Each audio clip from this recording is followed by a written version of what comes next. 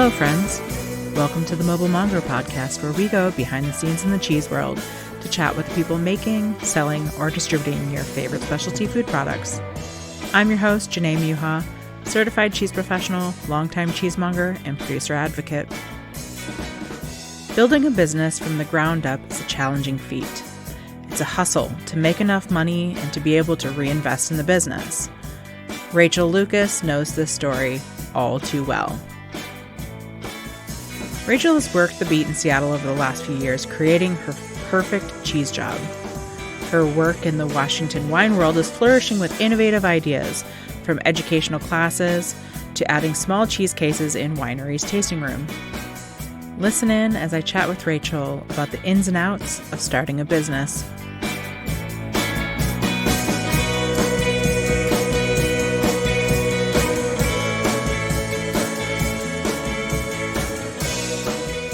Hi there, my name is Rachael Lucas. Everybody calls me the cheese lady, and I am just one of several, super qualified cheese specialists in the Seattle area. I got into cheese, so I grew up in Kansas, and I pretty much grew up on Velveeta, except my dad hunted everything that we ate, and he put blue cheese on everything. And I know why now. I'm sure it really helped to offset the gaminess, but so I have always loved strong cheese flavors, but I didn't really have much access to that kind of thing until I got older. But I have an English degree. A lot of people ask me, so how does one get into cheese? I'm like, well, first you've got to have a liberal arts degree. I don't have one of those, so. Well, I guess that just discounts my theory. But, I worked with many, many, many people who have, though, so it's definitely a pathway. It's a thing, yeah.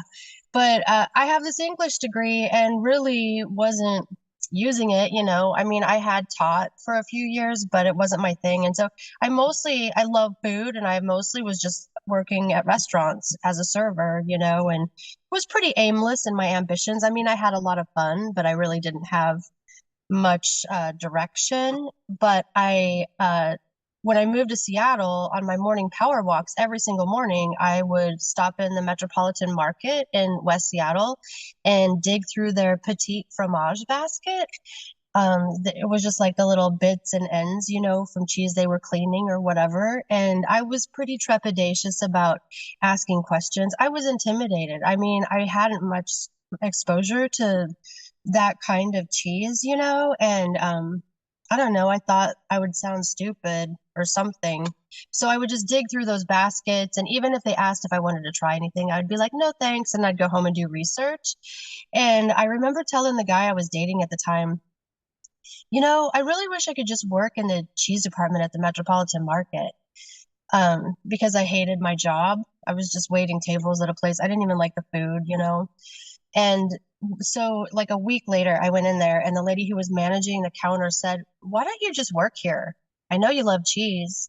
And I was like, okay. So I started working there. And my very first day on the job, I remember thinking, this is it. This is what I'm supposed to be doing with my life. I just took it by the reins. And I've just been doing it ever since. It's been over a decade. I think it's been 11 years.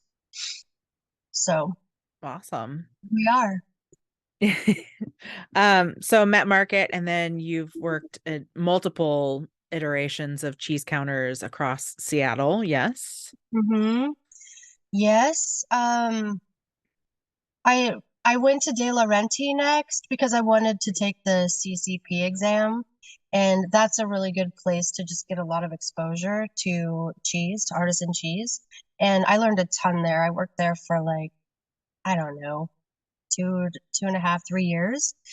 And then I went to another place, and then another place, and then another place. And we just don't really have a lot of cheese shops around here, So I was working in a grocery store as a cheese buyer at the Ballinger Thriftway, and they were awesome. They let me order whatever I wanted. So it was kind of cheese shoppy, but there were things there's so much foot traffic, so you have to wrap all your cheese in plastic. And and it's just like where my cheese department was, it would just get blasted. It was like in the freaking spotlight, just blasted by those LED lights, and as you know, like those lights rancidify the fats in the cheese. That light oxidative rancidity is a bitch. It's like the worst thing ever. And so every day when I came in, I'd have to go through and just like pick up the cheese that started looking like it was getting bleached, and it was just frustrating. Like I just didn't want to work in a grocery store anymore. I had started studying wine, and I couldn't just like work with this one subject and then study this other subject. I needed to get somehow get my foot in the door in the wine industry just for study purposes. And I was just over working in a grocery store. We do have some like good cheese counters at our grocery stores around here. So like, you know, I don't know. It was mostly just like the suffocating in plastic, just not being able to do things the way I think that they should be done. And also like, I don't really like having a boss. So I just had to figure out a way to like go and learn about wine because it's been super useful with my cheese career and like figure out a way to like be my own boss. So I quit that job at the Ballinger Thriftway and hopefully, well, I'm not going to say, I don't want to jinx myself. I'm not going to say anymore. But I started working at a winery called Damsel Cellars, and Mary Womack, the winemaker slash owner, is super generous with her information. And she was stoked about my enthusiasm for cheese. And she really just took a chance on me. And like we started a cheese program. And it's like I'm the only cheese specialist who wants to work with a bunch of wineries, and we have more than 100 of them in Woodinville. It's like I'm the only cheese specialist in Woodinville. So all these other wineries, they would just come in, like the tasting room manager or whatever, they'd just come in to taste wine, and then I'd give them a cheese plate and start talking about cheese and like what I do. And so then they'd want a piece of me, and it's just kind of snowballed. Like I got my business license for Brimmer and Heel Tap. They're the first ones to take a chance on me. My friend and your friend, Allison Lieber, she just gave me all of her accounts when she moved to New Zealand. And Brimmer and Heel Tap it's still years later the most lucrative account that I have. We do this cheese club every month. But when I left the Ballinger Thriftway, I had to get a business license because all that money I was just throwing back into my cheese department. So it wasn't for me. But so I had this license, and I didn't even know. Like I remember telling Mary, my boss at Damsel, so I got a business license, and I was like shrugging my shoulders. Like I had no idea what to do with it. But it's almost as if I'm along for the ride. Like people have just been reaching out to me, like wineries, asking me to like serve cheese at their club release or like put together a cheese program for their cheese plates, their in-house cheese plates. And anyway, it's been awesome. It's like an actual business. Yeah, you've been hustling. It's been really fun watching you. And not even just like hustling to make money, but the way that you also study for, I know that you've taken the taste test and you are working your way up to a high level, so some I can never say that word, sommelier. But I always am impressed with how intensely you focus on things. I would love to talk a little bit about the studying that you've done for the different tests that you do. How do you approach that? Well, I've always been really obsessive. Like I fixate on things, which hasn't always been, the best quality, but it makes me a really good student. And also, I'm just super determined. Like once I get my mind set on something, like I have tunnel vision. I mean, nobody really wants to talk to me anymore because all I want to talk about is my business, you know, and wine. And like salivary glands and stuff, like, anything, but it all revolves around my business. So, yeah, basically at the beginning of COVID, I was like, oh my gosh, I need a project. And I mean, I know there are other cheese exams out there, but I thought, I should like try to learn something about wine. So I signed up for the Society of Wine Educators Certified Specialist of Wine exam. And it's not rudimentary. Like it wasn't, I could have started with something a little bit more tangible, but I had a year to study for it. So I studied like 3 hours every single day for a whole year. And at the beginning, I knew nothing. I mean, I knew like certain wines that I liked, but I was one of those cheesemongers who would be like, yeah, this cheese will go with the Syrah, you know? Um, I never do that anymore. I like, where does the Syrah come from? Like, and also not to mention like what clone it is and what's the climate, what's the vintage, all those things play into it. So like, but I was one of those people like, yeah, this could be great with a Merlot, I knew nothing. And so I just like put my face in the books. There wasn't anything else to do. Everything was like shut down, so it was pretty easy. And um in the place, the thriftway where I work, they let me purchase the wine like at a huge discount, so that helped. But yeah, I just like went for it. I was trying to pass it with 100% because if you did, then they pay for your next exam. But I didn't quite. I passed it with a 93, so that's pretty. That's And pretty darn then, good. yeah, it's pretty good. It was all theory though. Like it was a multiple choice test, just a lot of like cramming information into my brain and just being able to like, I had a lot of mnemonic devices that I used, But then right after that, I signed up for the Wine and Spirit Education Trust level 3 exam. Like I just didn't even mess with levels 1 and 2. And I spent another like 8 months studying for that. And that's when I was like, okay, I'm not going to pass this test if I don't go and like work with wine. Like the only reason I know what I know about cheese is because I've worked with it for so long.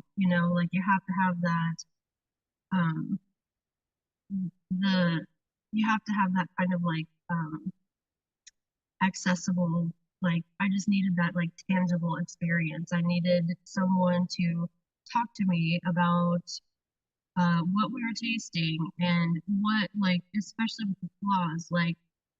Well, anyway, I just needed someone to talk to, basically someone to talk to about the wine. So yeah, that's that. And now I'm studying for the certified wine educator exam, which because I do a lot of like cheese and wine tasting events and classes and stuff. And even though my end game is to have a shop, I want a place where I can do production and people can come in and buy wedges off the wheel, like it should be. But I want to keep doing classes and doing education. I really love it. So here we are. I have like 2 years to pass this exam. So I'm still obsessing. But I think 2 years will be good for you. Yeah. So all of this work, I love the fact that in Seattle, those of us who are very actively in cheese, we all kind of have we're finding our pathways, and they're all a little bit different, which makes it wonderful. Because Yeah. we have Courtney and Taylor and Street Cheese on the south end. I don't know what I'm doing. I'm just kind of here and around. And then you're definitely working with a lot of the wineries. And it's just really cool that we've all been able to kind of find our places in the world of cheese in Seattle, because I don't think a lot of people really realize the lack of counters that we actually have here, because it's almost all grocery store counters except for De Laurenti and PFI, and there's just not very many, like especially cut to order counters. Right. So you're starting to add some new cases into some of these wineries, and I would love it if you would talk about that, because I'm really interested in that thought process and how you manage those cases. Yeah, so like I said, I do lots of classes and tasting events, and I always have cheese left over. And it just sits in refrigeration and nobody knows about it, you know? And I don't have time to just go and sell like a half pound of cheese here and there and like drive it around, you know? So I had the bright idea one time while I was driving in my car that I should just put like a countertop display case, you know, in some places. Like there are these wineries, they all like they want to work with me, they want my cheese around. So I thought, what if I just start buying these refrigerated cases and they can put them on a counter, they don't take up too much space, and then I can have a rotating selection just based on whatever I have. Like so it's not like I typically don't go out and buy new cheese for them. I just already have it. And so the first one I put in Witt Cellars in the warehouse district. In Woodinville, we have, you know, several wine districts. So this one they've been super supportive. They love cheese. Those gals sell the crap out of my cheese. And it's just a means of passive income, you know? And I can't afford a brick and mortar right now. So this is the next best thing. Like just having these cheese cases by the cheese lady just freckled throughout. So I've got one at Witt Cellars. I have one at Damsel Cellars. It's huge and her tasting room in the Artisan Hill district is only open on Saturdays and Sundays, so it's a ridiculous size for that amount of time being open. So we're moving that one to the Hollywood district and putting a small one in her Damsel spot and then in the Artisan Hill spot. And then I just launched another one at Bayer Winery in Wine Alley. And I'm putting one in Lata down in Soto at Soto Urban Works. I love Lata so much. Like the first time I tried their wine, um, this is an aside, but the first time I tried one of their wines, it was a GSM and it smelled and tasted just like Kirkham's Lancashire. And that was the first time I'd ever had a wine, you know, that I could describe as cheesy. And anyway, I've been hooked ever since. I love them. Their wines are atypical and the winemaker is kind of eccentric and just cool and I love working with them. So even though Soda was like so far away from here, I'm doing it because they're worth it. But so I've got like by the end of next month it should be 5 cases that I'll have going and then hopefully I'll get a brewery. I'm I got my eyes on Stoop Brewing and Ballard. Like I think that they're gonna do it. I'm gonna be persistent. But but yeah, so like it's a rotating selection. I'm actually sitting in front of Wit Cellars right now to grab the cheese. I wrap it in this cheese paper and you know, it's tucked away and the perfect temperature and humidity with these cases. And so like every week or two, I mean, I'll go and like check on them, but 2 weeks tops, I'll pull them and replace them with fresh cheese so that, you know, you're always getting a fresh wedge. And I try to source stuff that you can't just like find at the grocery store because otherwise, what's the point? I feel a little bit like in a friendly competition with street cheese. Like, I don't know if they even know this, but like I know they also try to source like stuff that's just not available, you know, and it inspires me to do the same. And I want to get stuff that street cheese doesn't have. And I'm hoping that they feel the same way about me because it's just kind of a fun, friendly kind of competition, you know? Absolutely. And the more good cheese that we can inundate Seattle with, the better off we all are. Totally. Yeah. And this also gives me an opportunity to encourage people to support like the small artisan producers, you know, the ones who prioritize sustainability and practice humane animal husbandry. Like we have to support those guys, you know, before it's too late. So it's been pretty cool. So are the wineries cutting stuff themselves when they sell plates, or like how does that work? Like, Okay, so the wineries that are able to plate the cheese, I cut it all. I portion it out in my commissary and deliver it like weekly or twice a week. I swaddle them in the same cheese paper and anyway, so it's like fresh. And if they have a licensed kitchen, then they can just unroll them out of their paper and put them on a plate, blah, blah, blah, blah. You know, like some places have me slice meat for them. Other places have me like portion up olives and almonds or whatever, but everybody gets their own program and no other place has the same cheeses on their plates.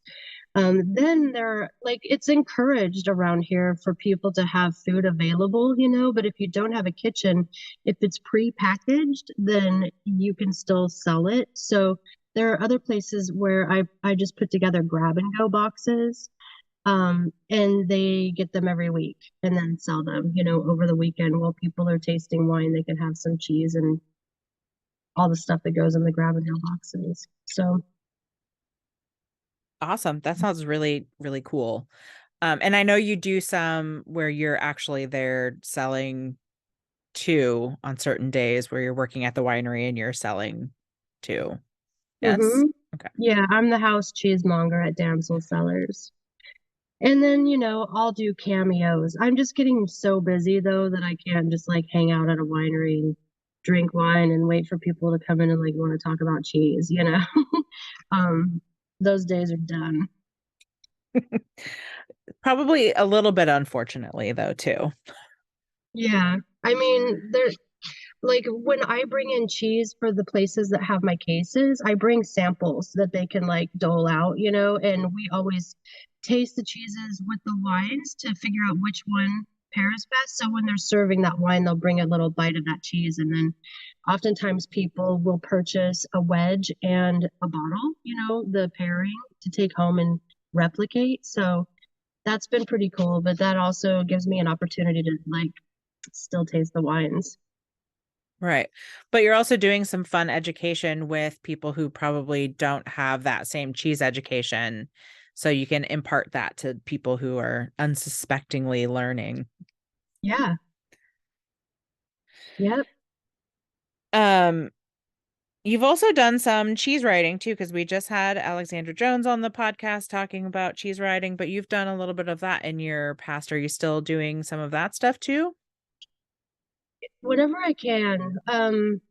I have I have this really grandiose long-term goal of like publishing a book, probably like so many of us.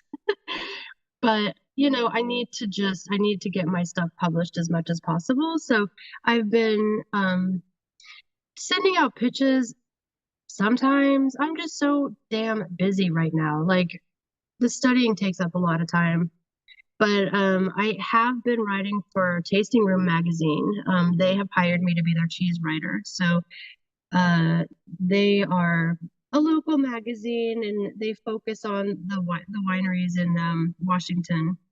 And so I don't think that I'm in the next publication, but I've had a couple of articles published. And then I was writing for it's a it's a blog, Taste Washington Travel, but I just don't work. I was volunteer writing for him, you know, and I'm at this point where I'm not working for free. So like I would love to write for your whatever, but you got to pay me. Fair You know what I enough. mean? Understood. What are you hoping this looks like down the road? I know that you've mentioned already that you want to open a brick and mortar. What would that look like for you?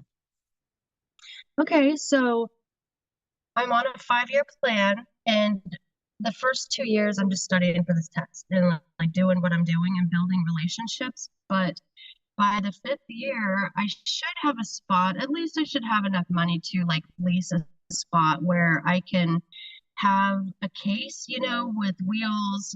So you can come in and see me and I can cut off of the wheels, cut to order.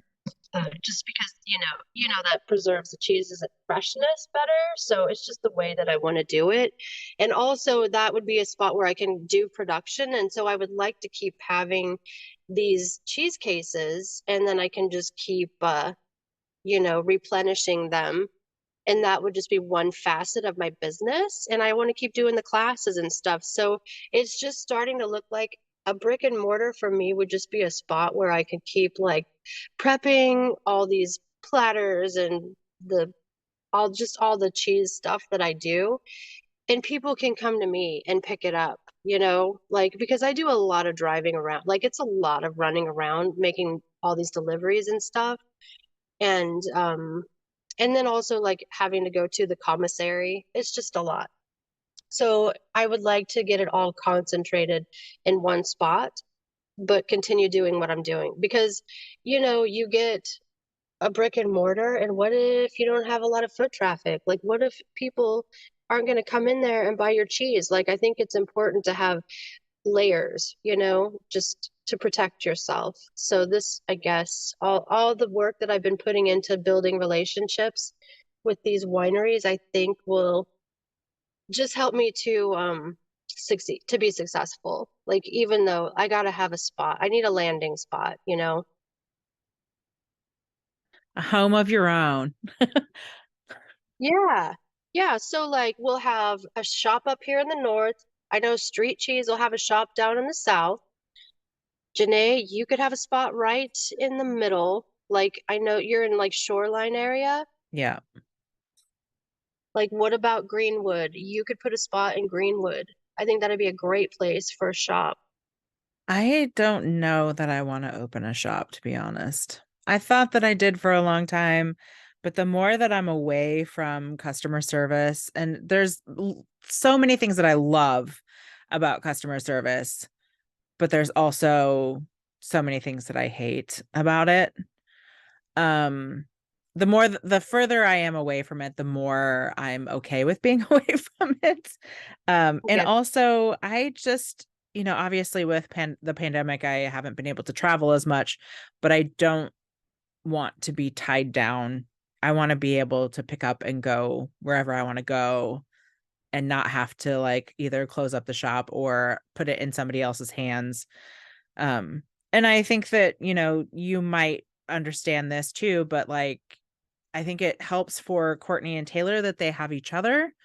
And for those of us that are kind of the lone wolves, if you will, that it is harder to kind of think about long-term things like this when it is you doing everything. Yeah.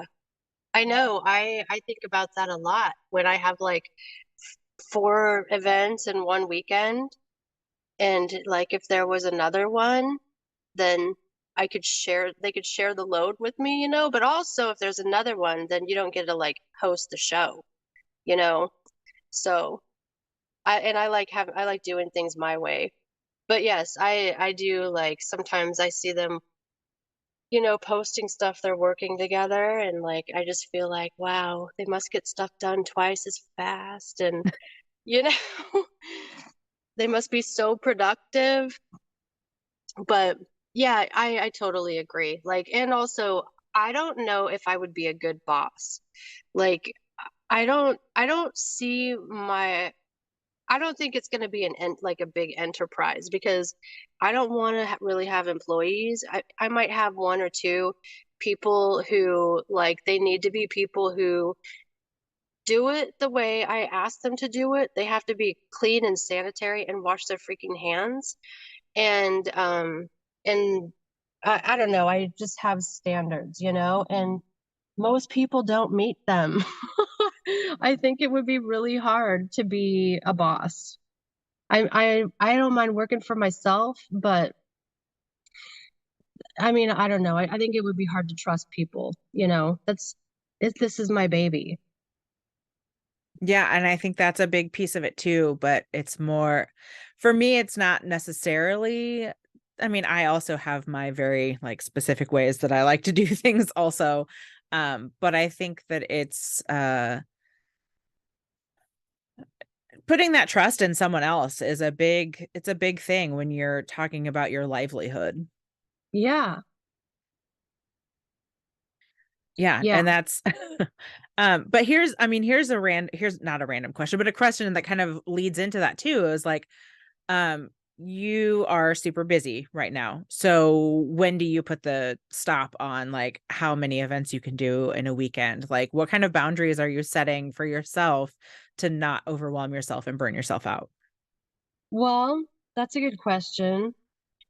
I I have been throwing spaghetti at the wall and seeing what sticks, and really it's just been trial and error. It's been 1 year, so I pretty much know what I can handle and what I can't. And then with the more cheese cases that I'm installing, the fewer events I'm going to be able to do. Like I'm definitely not doing 4 events in a weekend ever again. You know, I mean, a girl's got to sleep. And my health has definitely been kind of put to the side.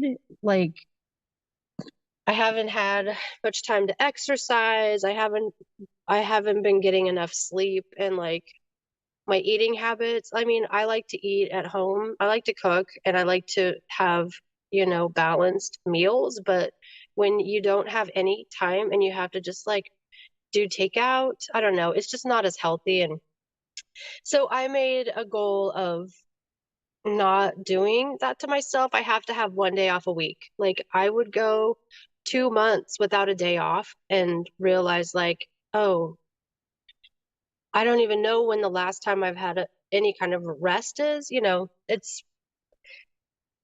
That's not sustainable. So, I've I have definitely reined it in. I'm trying to streamline things so that this year isn't as hard as last year. And I mean, it's only the end of January, but I've done pretty well so far. Like, I'm just trying to be more selective about the events that I do. Like, I'm not going to waste my time on, you know, ticketed events that aren't selling enough tickets. Like, I have a minimum, and if they are not met, then I cancel because it's not worth my time. Like, I'm not paying to work. Like, I have to, it's a business, I got to make money. But you're right. Like, a person has to take care of herself. So Yeah, and I don't think that that's a piece of it that a lot of people talk about when you're opening a shop or you're getting ready for all of that stuff. There's so much stress involved in all of that and so much running around that, you know, there's a lot that we personally let go of in those moments. And I think it's important to keep that on the top of mind, especially these days, just because, everybody is getting burnout. And also, you don't want to lose the passion that you have that is so evident in everything you do, because that's the fastest way to get rid of that, too. for sure. Well, I guess I'm told that CEO burnout is the one of the main reasons why a business fails. So I've stuck that in my pocket.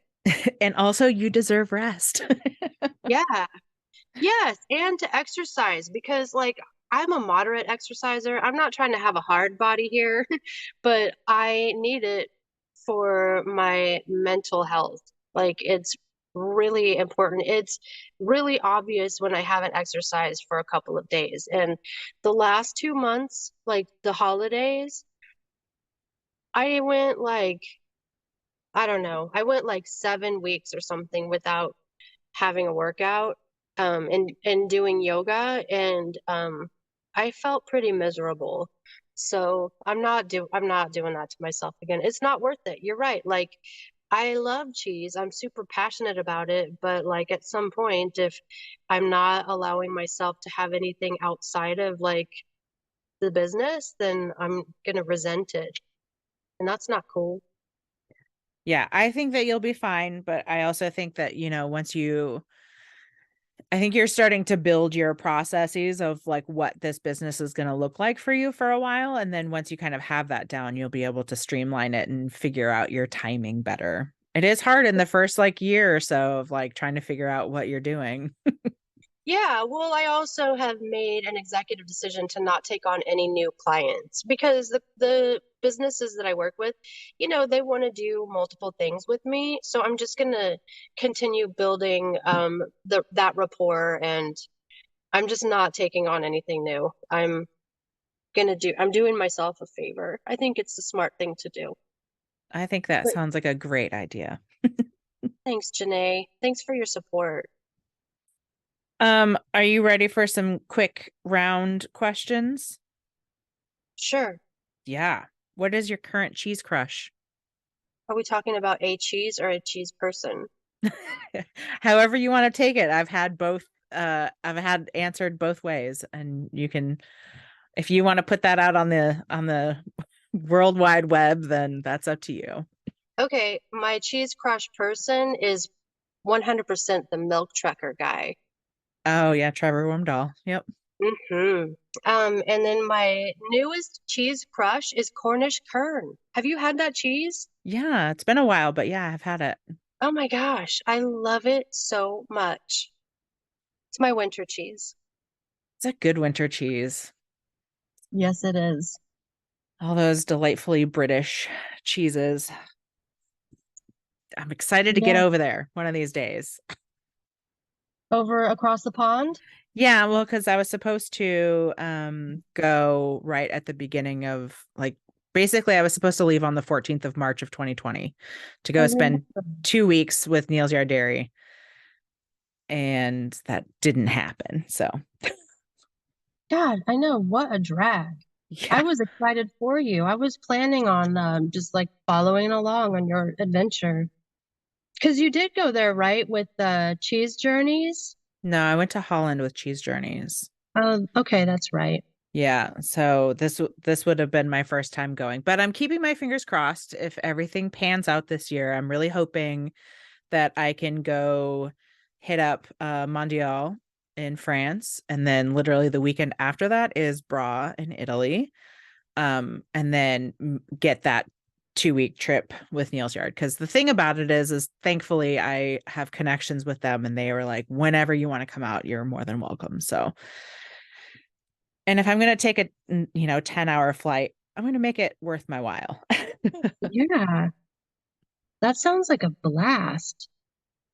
Do all the things. Fingers crossed. I have to make money somehow to make that happen. So Someone told me that on Alaska Airlines, you can like do deposits for tickets. interesting. Yeah, I have the contract with Waska that I'm doing, and I know that I will be busy like basically March through June with going out and photographing at the farms and whatnot. So I'm hoping I can bank some of that to send me to Europe for a month. So fingers crossed. That's going to be a blast. Yeah, I have my fingers crossed for you. And then I know that you'll, you know, report back to everybody. So it'll be like I'm there. Exactly. I try to share, not in a like be envious of me, but like there's like cool stuff happening everywhere. Yeah. Yeah. And your photos make it that much sweeter. Thank you. Okay, next one. Favorite pairing Oh, or your right current now. go-to pairing, I guess. Oh, you know what? One that I really love is maple fudge, Roquefort, and tawny port. Okay. Yeah, I could totally say that. So remind me, the tawny port is sorry, I as a sober person, I don't have to pay attention to alcohol anymore. But I Yeah. did used to drink port a lot. Yeah, uh so it's the fortified wine from Portugal that's got it's a little bit more like caramelly. There's a ruby port too that's a little bit like leaner, it's younger. The tawny port is yeah, just big and full on the palate and like a mouthful of coffee and toffee and caramel and nuts. It's good. It's a yeah, total dessert pairing.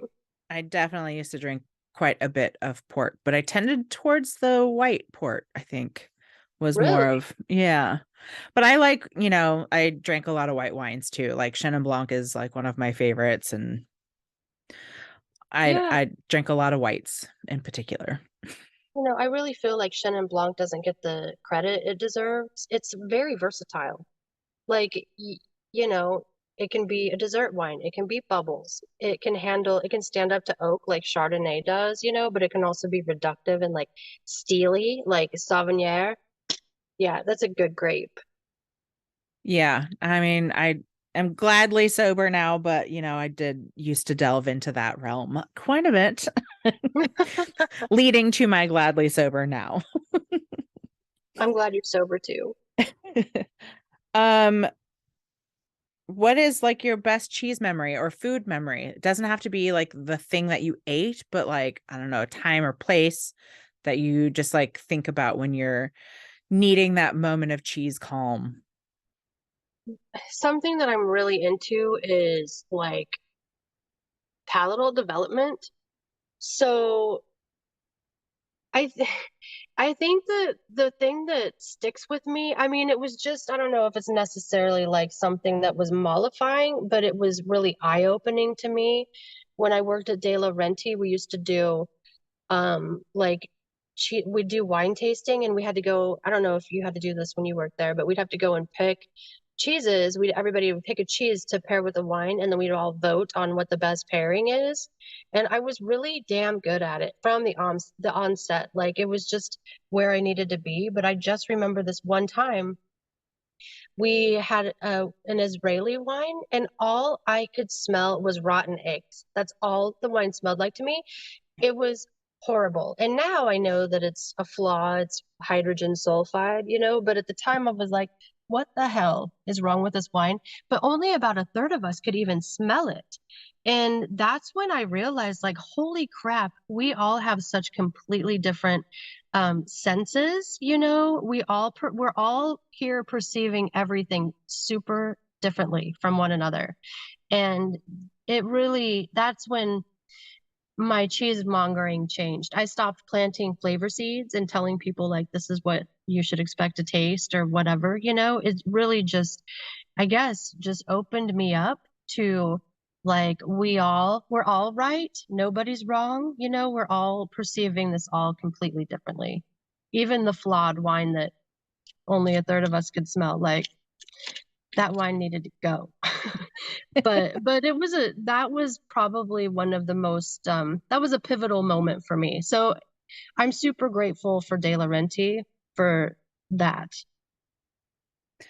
Yeah, and I mean, I think that helps to take out some of the judgment that we can often, I mean, we've all been there where we've judged people for things that they've eaten or done or whatever, and that can help definitely take out some of that judgment when you see it firsthand that everybody is approaching this thing in a different way from our past to things that we grew up eating. Like everybody has a different idea of or a different perception of taste or their senses. Yes, and that's something that I had an issue with the W set. Like they have a lexicon that you have to follow, just like there are lexicons for cheese. But uh, so you're taking the exam and someone grades it, and say I perceive, the white wine as being like lemon, but the person who's grading it perceives it as gold. Well, then I get it wrong, or like for instance, um, fine lees, like that autolytic aroma, they on the lexicon, it's like brioche, toast, biscuits. That's not what I smell. What I smell is cooked grains, like farro, steamed rice. But I can't say that because that's not on the lexicon. So I smell steamed rice and I have to say brioche, And I don't know. I take an issue with that. But you do what you got to do to pass the test. But it's just another one of those case in points, like we all are just perceiving life completely individually, and it's not my place to tell someone that what they're perceiving is wrong or right. Yeah, and I think that's one of the reasons why it's been so hard to create something like the taste test for, the American Cheese Society, because taste can be so subjective, even in flaws. it's so subjective. Yeah. We do our best to try and get around that stuff, but it's, there's some inherent issues all around with that. Yeah. The the Society of Wine Educators, those are the folks, that's the organization for which the test that I'm taking belongs, to whom it belongs. And the person who's in charge of it, like, they changed their taste portion of the test just because typicity, like, isn't really a thing anymore. So and we all perceive things so differently that I just really appreciate, like, it used to be you had to taste, like, I think it was 8 wines, and you had to identify the grape and what region the wine comes from. But because of climate change and just the way how subjective taste is, they totally changed that whole portion of the exam, and I respect that a lot because, um, yeah, just because, like, we all perceive it so differently. And good on them for taking that into the forefront and really moving with the times, as as you will, because that is what is needed in most things. Agreed. So where can people find you? How can they get in touch with you if they want to know more about what you're doing? Well, don't call me. She won't Um, answer. no. So you can get on my website. No judges there. I need to find someone to hire to, like, do my, how are you good at that kind of thing, Janae? You want to do my website for me? Like, I feel like I'm not very good at even my own, but it works. Yeah, well, mine barely works. Like, someone told me that they pushed on my Facebook link on my website, and this was months ago when they told me, and it takes you to some completely different Rachel on Facebook. It's not me. Oh no. And I haven't even ventured. I haven't even, like, looked at it to even think about how to change it. I just, like, I hate the website. But you can find on Cheese Lady Loves Wine LLC.com. You can find my upcoming events. I've figured out how to do that. So every month that's updated. And you can find me on Instagram, Cheese Lady Loves Wine Seattle, or you can email me at cheeselady, LUKAAS, at gmail.com. Cheese Lady Lucas, because cause. So, yeah, that's about it. Don't call me. Or you can, like, come to one of my events and meet me and talk to me, or come and visit one of my cheese cases and then reach out to me and tell me about what cheese you got and how much you liked it and what you paired it with. Is there anything that we didn't get to that you would like to talk about or bring up? Um, I don't know. You were really thorough. I just appreciate you asking me to be on your show. And, you know, I guess the one thing I can reiterate over and over and over again is to please support the small producers, support the small farms, support your local food people. Absolutely. Support your local small businesses because, as we saw during the pandemic, they're the ones who can usually maneuver a little bit easier in times of crisis, and they will be the ones to feed you in the apocalypse. Yep.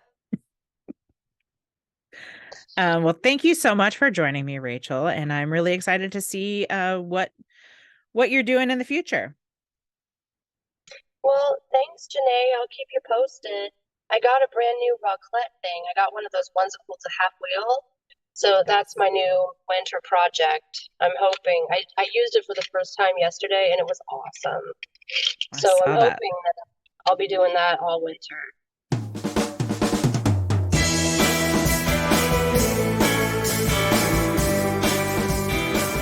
Rachel's hard work is making the wine world a cheesier place, and we are all better for it. It's truly amazing watching people make their dreams come true.